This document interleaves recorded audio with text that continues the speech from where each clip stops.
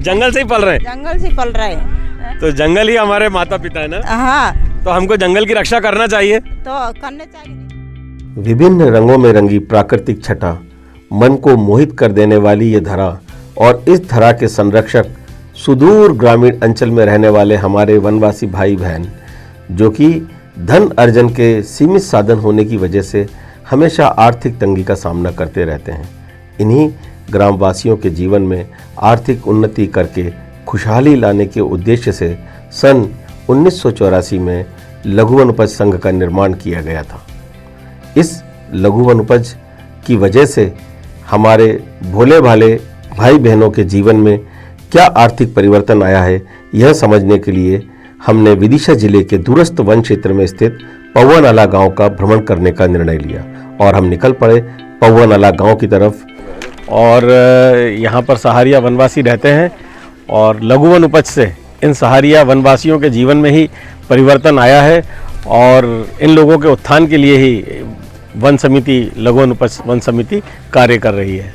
हमारे जो भी दर्शक लघु वन उपज के विदुहन और उससे होने वाले आर्थिक लाभ से पूर्णतः अनजान हैं, उनको हम बता देते हैं कि यह समय लघु वन उपज के तहत मुख्यतः ग्रीन गोल्ड संग्रह का समय।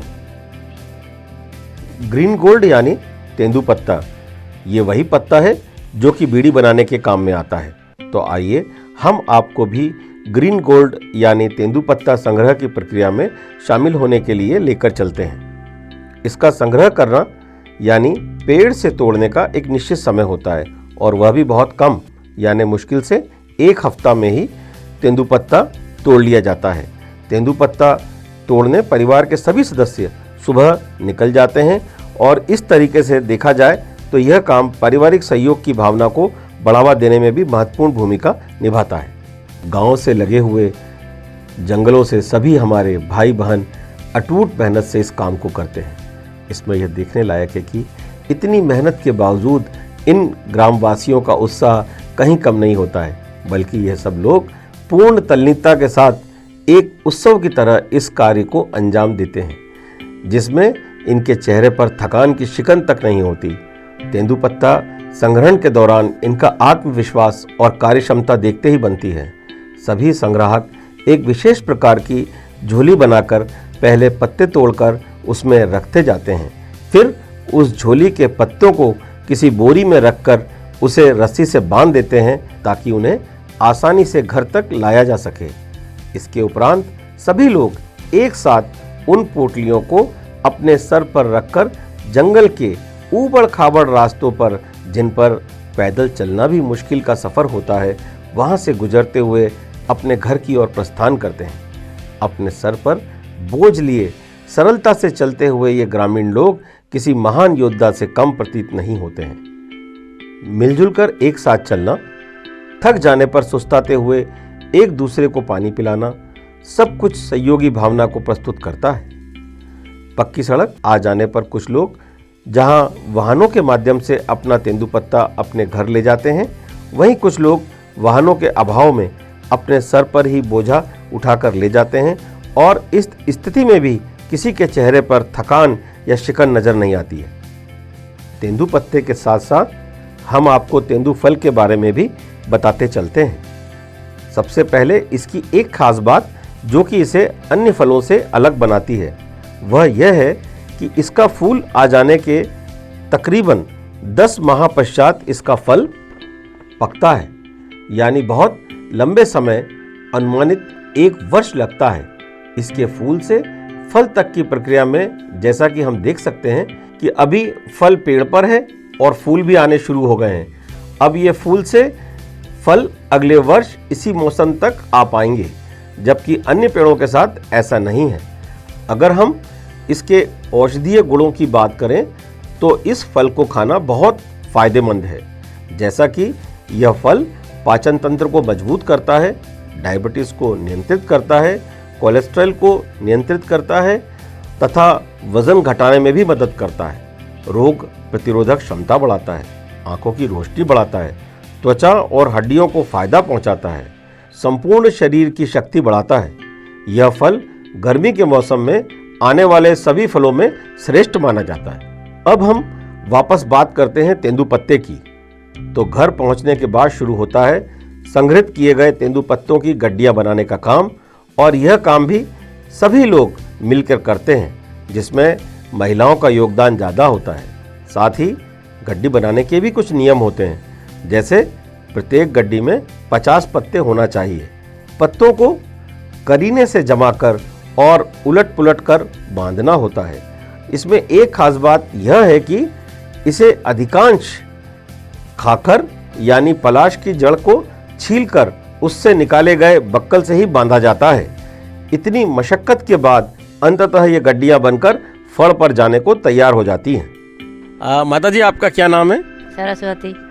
अच्छा, माता जी, आप ये तेंदुपत्ते की एक दिन में कितनी गड्डियां बना लेती हैं? 100 गड्डी। हमारे कुछ दर्शकों के दिमाग में यह सवाल आया होगा कि अब ये फड़ क्या होता है, तो आइए हम आपको फड़ दिखाते हैं और इसके बारे में बताते हैं। लघु वन उपज संघ के तहत तेंदुपत्ता व्यापारी के साथ संग्रहित किए गए तेंदुपत्ते को खरीदी का अनुबंध किया जाता है।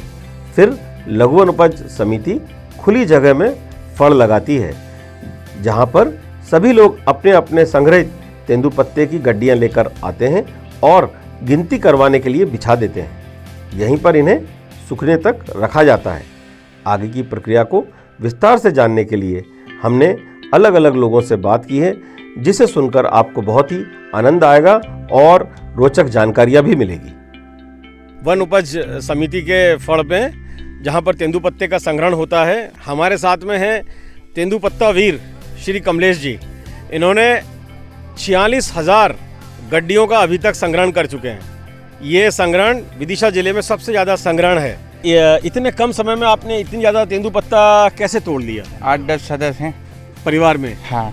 हमारे साथ में अभी उपलब्ध हैं श्री जगमोहन जी, जो कि पहुआ नाला वन उपज समिति के उपाध्यक्ष हैं। हम आपसे ये जानना चाहते हैं कि आपके फड़ में अभी क्या हो रहा है? ये हमारे फड़ पे हमारे यहाँ 220 संग्राहक हैं और तेंदुपत्ती तोड़कर लाते हैं और फड़ पे 100 गड्डी के चट्टे लगते हैं। अच्छा।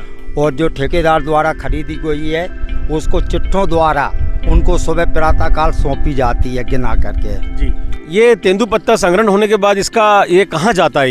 ये तेंदुपत्ता संग्रह होकर ये यहाँ से गोदाम पर जाता है और इसके बाद ठेकेदार उसको जब पैसे जमा कर देता है तो फिर ठेकेदार उसको उठा करके ले जाता है। डिप्टी साहब, मैं ये पूछना चाहता हूँ कि ये जो फड़ है और यहाँ पर ये तेंदुपत्ते की जो गड्डियाँ रखी हैं, इस पर ये चूना क्यों डाला गया है? ये सर क्या होता है, जब अपन ने एक मजदूर की गड्डी गिन ली, हाँ, तो उसको दूसरा डबल से नहीं गिना, इसलिए अपन चूने का उस पर निशान कर देते हैं सर। हाँ डिप्टी साहब, ये एक गड्डी में कितना तेंदुपत्ता है? एक गड्डी में सर 25 एक तरफ रहते हैं, 25 दूसरी तरफ रहते हैं जी। तो 50 पत्ते हो जाते हैं पूरे सर एक गड्डी में। और जो ये चट्टे लगे हैं सर, इसको गिनने में आसानी रहती है। ये 100 के चट्टे हैं, 10 गड्डी ऐसे में रहती हैं और 10 ऐसे में रहती हैं, तो ये 100 गड्डी का एक चट्टा हो जाता है। डिप्टी साहब, ये जो फड़ आप लगाते हैं, इसमें गड्डियाँ रखते हैं, तो गड्डी रखने से पहले भूमि का क्या कोई आप उपचार करते हैं क्या? जी सर, करते हैं। क्या है कि सर उसमें अगर दीमक है ज़मीन में तो अपन दीमक रोधी दवाई डालते हैं सर, क्योंकि उससे नहीं तो ये जो गड्डी बंधी है इससे दीमक उसके बंद को काट देती है, तो गड्डी बिखर जाती है। मैं ये जानना चाहता हूँ कि ये जो तेंदुपत्ते का संग्रहण हुआ है, अब इसके बाद ये इकट्ठा हो गया है, अब इसके बाद की क्या प्रक्रिया होगी? सर ये सूखेगा, अभी 3-4 दिन ऐसे ही सूखेगा धूप में जी। फिर इस गड्डी को पलटवाएंगे मजदूरों से। ठीक है। फिर 3-4 दिन फिर सूखेगा जी। फिर इसका एकत्रीकरण करवाएंगे, इकट्ठी करवाएंगे। ठीक है। इकट्ठी करवा के फिर इसको पानी का छिड़काव करेंगे। थोड़ी नरम पत्ता हो जाए, अधिक कड़क पत्ता भरेंगे बोरे में तो वो टूट जाएगा जी। तो इस पर पानी छिड़केंगे, पानी छिड़क के फिर इसको भक्कुओं में भरेंगे। और उसके बाद फिर कहाँ जाती है ये भक्कू में भरने के बाद में?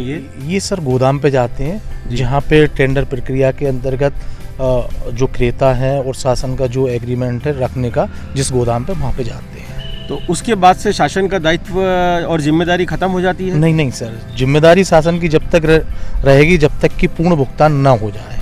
मैं जानना ये चाहता हूँ कि ये जो तेंदुपत्ता है, इसका आप प्रबंध कैसे करते हैं, इसका पेमेंट कैसे करते हैं, इसका भुगतान कैसे करते हैं संग्राहकों को? जी सर, बहुत अच्छी बात कही आपने, इसलिए हम आप भी आए और हम पत्ता करते हैं, इसका पेमेंट करते हैं, तो इस खाते द्वारा करते हैं। तो जैसा कि आप देख पा रहे हैं, यह ग्रीन गोल्ड जो कि ग्रामवासियों के लिए लाभ की दृष्टि से रियल गोल्ड से कम नहीं है।